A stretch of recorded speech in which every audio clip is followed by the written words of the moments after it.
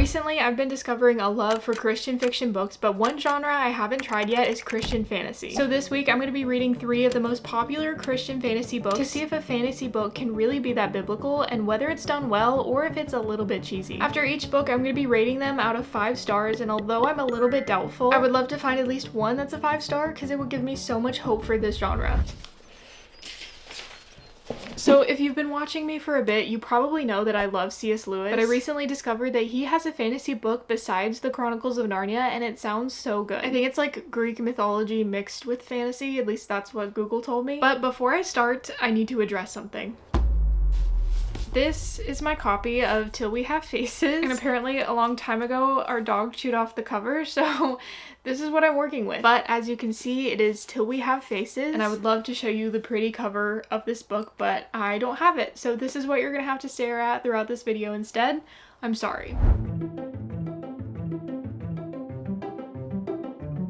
Thus far, the story is about a girl who lives with her father. He's the king. They live in a big castle and they rule over their land. And this girl is really looked down upon by other people and also her own father because she's supposedly not beautiful. And then like in the opposite way, she has a younger sister who's like known for being the most beautiful person ever. And there is one character, his name is the Fox, who seems to be like the most logical one. He's constantly telling the main girl to not believe in the gods, that they're all just stories. But yeah, it's a super unique, very interesting story, and I'm really excited to keep reading it. Okay, just a side note, I noticed that on Crumble, the Crumble cookie selection for this week has this, and now I want more than anything to get this cookie. So I was thinking, and I know it's only day 1, but if I finish all of my Christian fantasy books by the end of this week, maybe I'll reward myself with a delicious cookie. So maybe I'll be getting a cookie by the end of this week. Who knows? Okay, so the next book I'm going to be reading, I'm very excited for. I found the audiobook for free on Spotify, so I'm going to be listening to this one. It's called The Mark of the Raven. It seems like exactly what I'm in the mood for right now. It's a fantasy, it's adventure, it's young adult. It just sounds really, really fun, and I'm so excited to start it.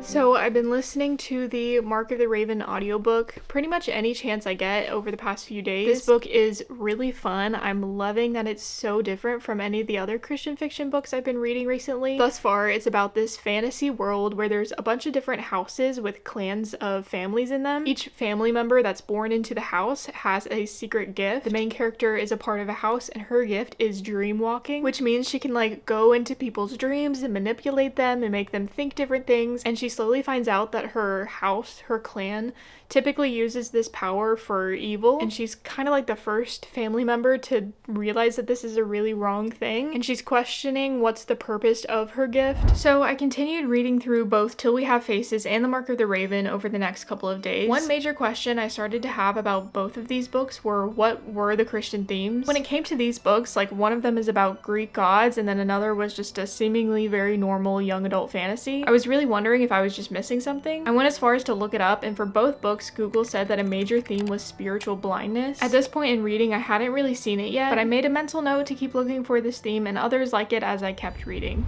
So I'm gonna admit that when I started this video, I said I'm gonna be reading 3 Christian fiction fantasy books, and at the time I knew of 2 of them I was gonna read, Till We Have Faces and Mark of the Raven. But I still haven't figured out what I want the 3rd book to be. I've been researching a lot, watching a lot of videos. I've been seeing a lot of recommendations for reading The Lord of the Rings. I'm kind of wanting to save that for another time. Like I might try and read the whole series in like one video or something. So I'm just struggling to find what to read after I finish these 2 books. But I'm gonna figure it out. I'm gonna read a 3rd book, and maybe, hopefully, it could be good enough to be a 5-star. And hopefully I can figure it out soon because I'm getting close to finishing these other 2 books. So I have some time to kill in my car, like over an hour, so I'm gonna use this time productively and try and read as much as I can. I'm excited to have some good long reading time.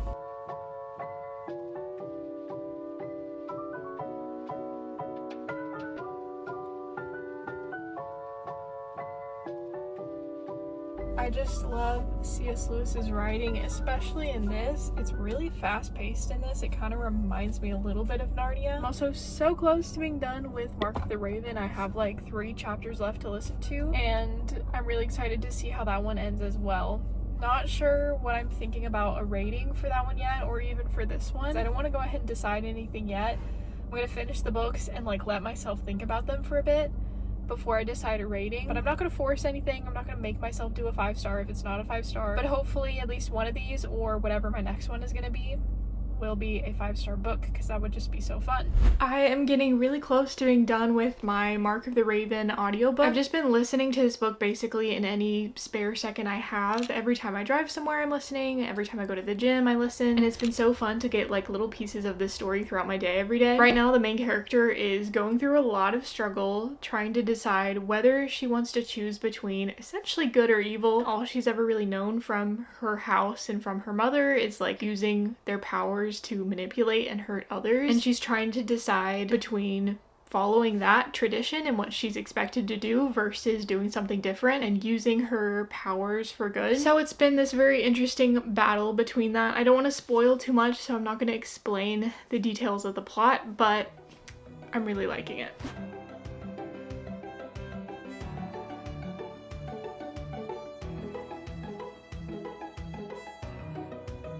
Yesterday I finished Mark of the Raven, and it was a really good ending. I'm not going to spoil anything. The Christian themes were definitely much more subtle than a lot of other books that I've read, but they were clear enough to where if you're looking for them, you can definitely see them. The lines between good and evil in this fantasy world were really blurry, which made hard for this main character who wanted to do good to understand like how to do that and the importance of doing that, because in the world she was living in and in the family she was in, that was really uncommon. I've been going back and forth between 2 ratings, and I have decided to rate this book a solid 4 stars.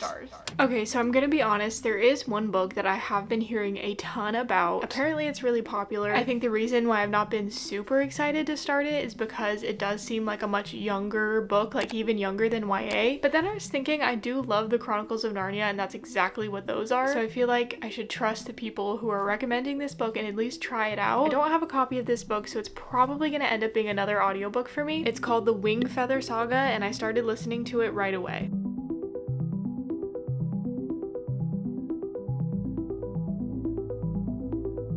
So I've been listening to a ton of the first book in the Wingfeather Saga series. It's about 3 siblings, and they're in this magical world with dragons and mythical creatures and stuff like that. I really like the writing so far of this book, and also I just love the setting. It feels very fun and like whimsical. There's not much of a story that's like come up yet. Like I don't really know what the main plot is yet. It kind of just feels like these kids are like living their lives in this world, which is fun, but I'm curious to see where it's gonna go. I've been reading a bit more of Till We Have Faces. So what's been happening now is that the king, the girl's father, really believes in superstitions and like multiple gods and curses and stuff like that, and so he's decided that he's going to sacrifice the youngest daughter to this evil god, which sounds a little crazy, but this plot is actually so interesting to me. And I just read over the scene where it's like the night before she's about to be sacrificed, and she's talking with her sister, and she's basically explaining how she's not really afraid because she can see the difference between good and evil. It's not all muddled together for her. Like she understands that she's good, and because of that she doesn't really have to be afraid of the evil. And I thought that was really interesting. Again, the Christian themes in this book are really subtle, so they're kind of hard to find, but as I go through and intentionally look for them, I am seeing hints of it here and there, and I'm really enjoying the book.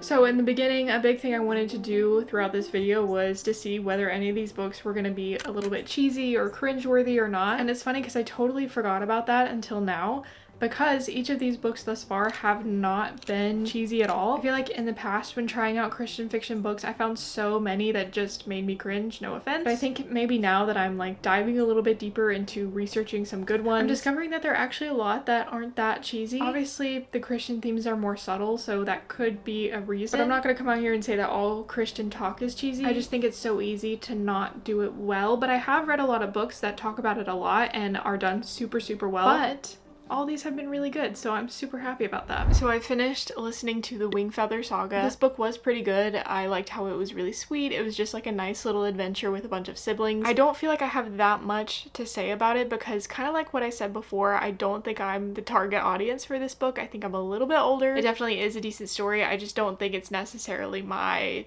cup of tea. So with all that being said, I'm going to rate this book 3 stars because I could tell it was a good book. It just wasn't for me.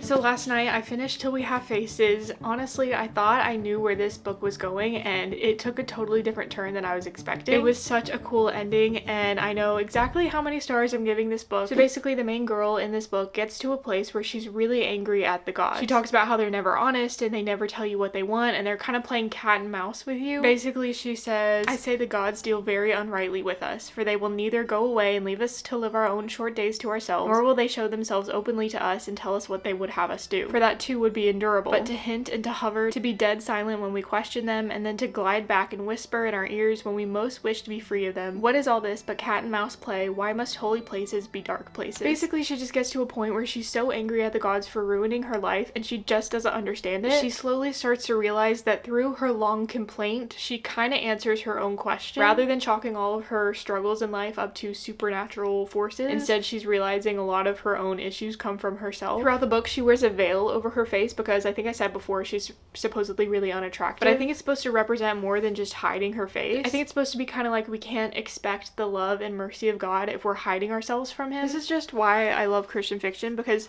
when you find a good one, and sometimes it can be hard to find a good one, but when you do, it always feels like you're being brought closer to God and you're seeing him or thinking about him in a different way. And because every inch of this book was so good, from the writing to the characters to the setting to the ending, I'm gonna rate this book 5 stars. I truly, honestly did not think this was gonna turn out this way. I really didn't think I was gonna rate any of them 5 stars, but I truly love this book, and so that's what I'm going to be rating it. Even though the Christian themes in a lot of these books were a little bit more subtle than I was expecting, as I read more and looked more closely, I did start to see some. I must admit, a huge one that I did see in all 3 books was spiritual blindness. I think the fact that they were all set in fantasy worlds made it easy to show in almost an extreme way what it can be like to be constantly swayed by evil and to be really distracted from what's good. But in one way or another, each of these books revealed the truth in the end in some of the best ways, and surprisingly, none of these books were really cringeworthy to me. I really loved reading each of these books, and I can't wait to continue on my journey of discovering more great Christian fiction.